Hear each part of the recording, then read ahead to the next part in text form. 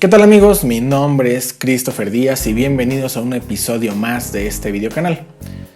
Y seguramente alguna vez en alguna parte se han topado con una palabra que empieza con AWS. Y se preguntarán ¿qué es AWS? Pues bueno, no tiene nada que ver con aplicaciones progresivas o con alguna cosa por el estilo, no tiene nada que ver con WordPress, nada que ver. AWS es Amazon Web Services y quiero platicarles de qué se trata Amazon Web Services si es que nunca han escuchado acerca de toda esta infraestructura creada por Amazon. Amazon Web Services nos provee de toda una serie de infraestructura en la nube que cuenta con servidores, cuenta con mucha tecnología detrás, que no solamente nos permite poder crear o hacer un deployment de aplicaciones o de sitios web en la nube, sino que todavía va mucho más allá. Nos permite monitorear nuestras aplicaciones, nos permite de manera muy sencilla tener todo un conjunto de servidores de forma muy compleja, pero que para nosotros resulta muy sencillo de administrar.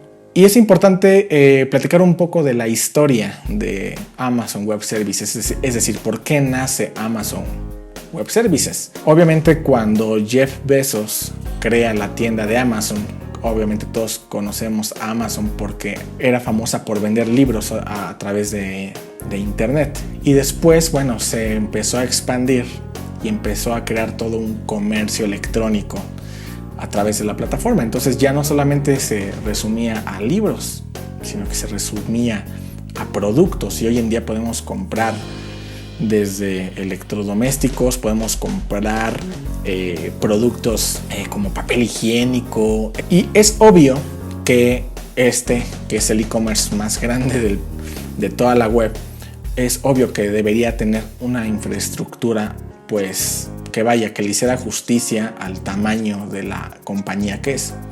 Y por obvias razones Amazon pues tiene que hacerse de una infraestructura bastante robusta y grande, con servidores en varias regiones del mundo, con tecnología de punta. Pero obviamente esta tecnología no podemos decir que en todo momento es explotada, porque si bien debido a las temporalidades, cuando es Navidad, por ejemplo, o Día de las Madres o Día del Niño, pues obviamente hay mayores cargas en esta tienda, por ejemplo, o en los servicios que dependen de esta tienda, y obviamente se necesita una infraestructura que permita soportar pues la cantidad de demanda de usuarios. Pero pues se dieron cuenta que cuando realmente no había esa carga de trabajo, pues esa tecnología, esos servidores, toda esa infraestructura pues estaba ahí y bueno, no había quien la aprovechara, estaba ahí latente para cuando fuera necesario.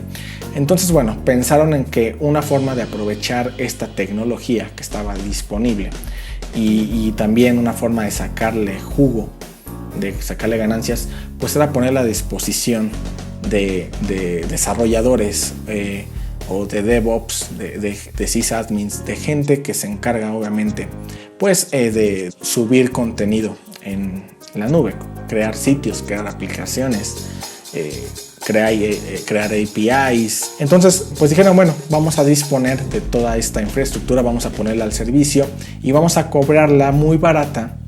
Pero no solamente cobrarla muy barata, sino una de las principales razones por la cual Amazon Web Services tiene mucho éxito, al igual que otras compañías como Google, al igual como Rackspace, al igual que DigitalOcean, es que uno paga por demanda. Es decir, uno paga solamente la cantidad de horas o el ancho de banda o simplemente el tráfico que uno reciba. No es como un hosting tradicional en el que tú lo pagas por un año o lo pagas mes a mes con una tarifa fija, ¿no? En el cual en teoría te ofrecen ancho de banda ilimitado, cuentas ilimitadas de email. No, este es diferente, pero la ventaja es que es muy barato y como lo decía, bueno, se paga por demanda, ¿no? Entonces, si nosotros usamos ese servidor solamente por un mes y tuvimos una demanda muy baja, un ancho de banda muy bajo y requerimos poco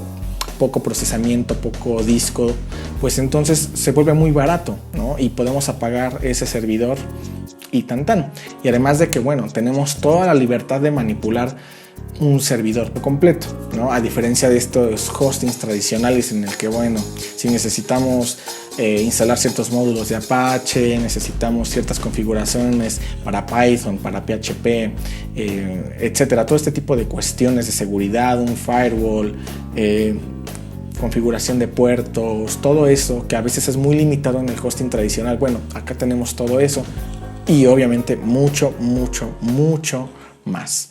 Algo que es importante destacar, como les decía, existe competencia con Amazon Web Services, pero me parece que la principal ventaja que tiene Amazon es, por un lado, los costos y por otro lado, la cantidad de servicios que ellos ofrecen.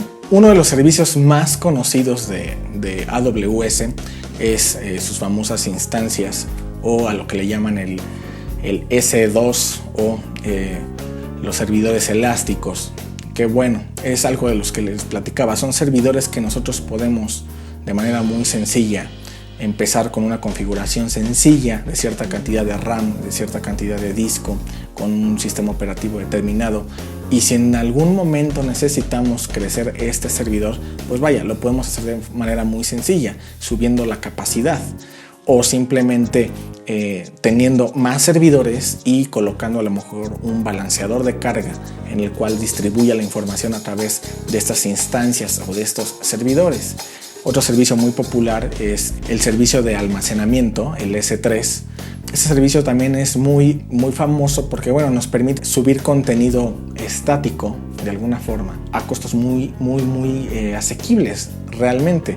De hecho, yo puedo decirles que yo uso esa plataforma y hasta la fecha pues no pago por ese servicio, porque Amazon también nos da una capa, digamos, gratuita, en la que si nosotros no excedemos la capacidad que nos está regalando, pues simplemente no nos lo va a cobrar, y solamente a partir del momento en que excedamos, ya sea pues el espacio que estemos usando, o en el caso de los servidores una cierta cantidad de capacidad de procesamiento, pues bueno, lo empieza a cobrar. Entonces eso realmente es bastante útil. De esta forma tiene muchísimos servicios. Como les comentaba, tiene servicios de monitoreo, por ejemplo, para monitorear el desempeño de un sitio o de una aplicación web, por ejemplo. Servicios para enviar notificaciones por medio de mensajes, de SMS. Tiene servicios en los que nos permite migrar una gran cantidad de datos a sus servidores. Es decir, si hay una compañía, por ejemplo, que quiere migrar toda su información que tiene en un servidor a lo mejor local y lo quiere llevar a Amazon, a AWS, por ejemplo, lo puede hacer, ¿no? Hay algo llamado en AWS que es el Snowball, que es una caja, es como un CPU portátil que te hacen llegar, y a través de ese CPU tú le puedes pasar una cantidad de datos impresionantes. Estamos hablando de petadatos, y una vez que tú llevas todos esos datos, viene la mensajería, recoge ese CPU que previamente te mandó, se lo regresan, se lo llevan y ahí ya cargan toda esa información, porque obviamente transferir una cantidad de información así por internet sería súper lenta. Y de hecho tienen un servicio en el que si tienes una cantidad de datos exorbitante, o sea, estamos hablando de exadatos, pues realmente te pueden mandar un tráiler si tú quieres, y ese tráiler pues se encarga de transferir toda la información y llevarla hasta los servidores de AWS. Y algo que tomaría a lo mejor 4 o 5 años de transferirse a una velocidad de 10 gigas por internet, 5 años, pues con este tráiler te tomaría a lo mejor 6 meses, ¿no? Cosas impensables. Y aquí viene algo muy interesante.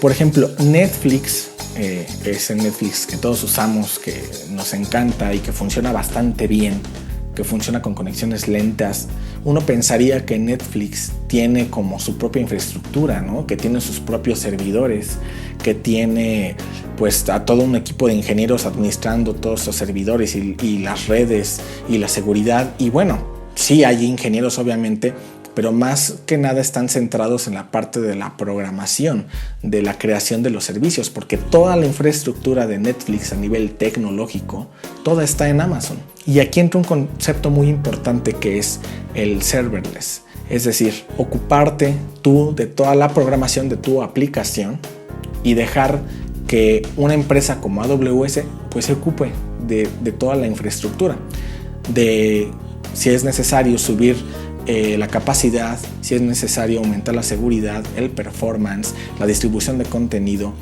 Vaya, eso es el serverless y es algo que ahora, sobre todo a quienes quieren empezar con una startup o tienen en mente alguna aplicación, pues pueden realmente hacerlo con esa infraestructura y realmente solamente preocuparse por el desarrollo de su aplicación y lo demás funciona solo.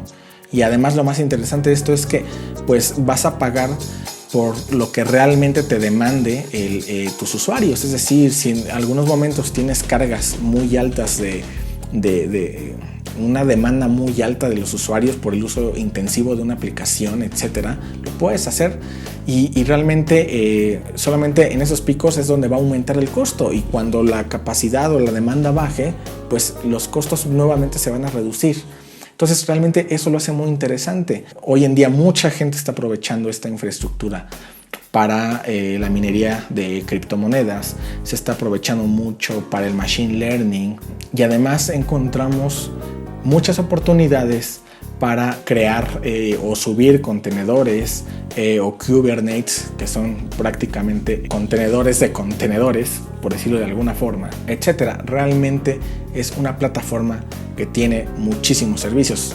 Les he mencionado 3-4 servicios, pero en realidad tienen una cantidad de servicios impresionante que solucionan muchas necesidades y todo depende de cuál sea o qué estemos buscando. Así que pues bueno, también obviamente es importante mencionar que Rackspace, que Google, que DigitalOcean también lo hacen, pero me parece quien por ahora tiene la mayor cantidad de servicios es AWS.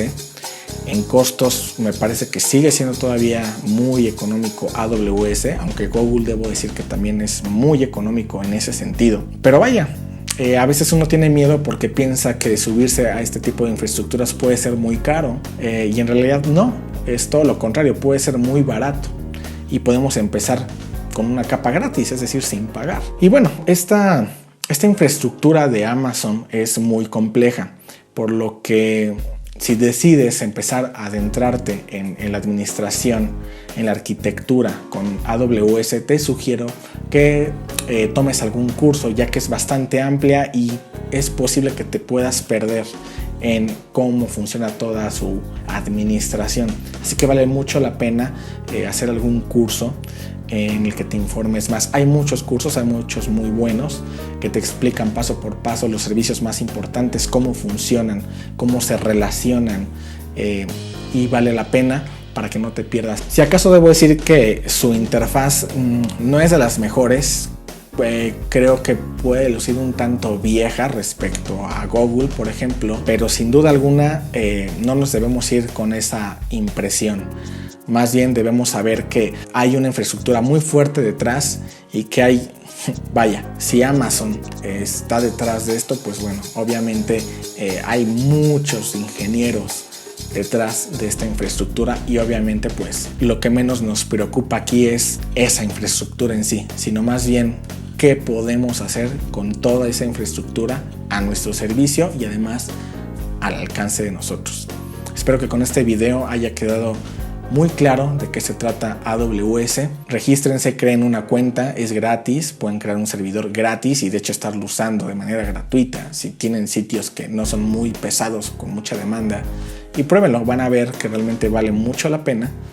Y me gustaría saber si ya lo han probado, qué piensan, cuáles son los servicios que a ustedes más les gustan y cómo lo comparan con las otras compañías. Y bueno, eso sería todo por este video y nos vemos en el siguiente capítulo.